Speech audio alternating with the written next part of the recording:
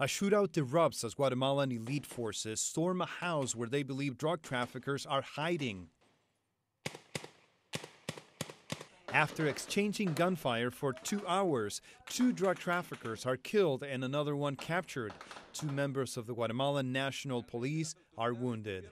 The operation was part of a manhunt in northern Guatemala intended to capture those responsible for last weekend's massacre of 27 migrant workers in the province of Petén. The massacre, which took place late Saturday into Sunday morning, is one of the nation's worst since the end of the Civil War in 1996. Guatemalan authorities blame the Mexican cartel known as Los Zetas for the killing spree.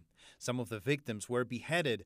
President Álvaro Colom sent the army to Petén, declaring a state of siege. The province, which shares a border with Mexico, is known as the Wild West of Guatemala and has very little police or military presence. President Colom talked about the government's response on a YouTube address to the nation. In spite of the scarce resources we have, the lack of military and national police personnel, we're combating organized crime so that truly, they leave the population in Petén in peace. This security analyst says the massacre is the latest development of a regional problem created by organized crime.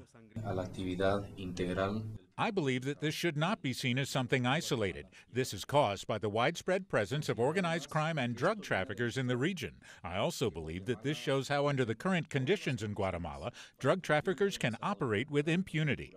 Villacorta also says the drug cartels are acting like terrorist groups, destabilizing local governments, terrorizing the population, and killing many innocents. Los Zetas have had a presence in Guatemalan territory for years, especially in the border region. Their weapons tend to be more powerful than those of the Guatemalan military or police.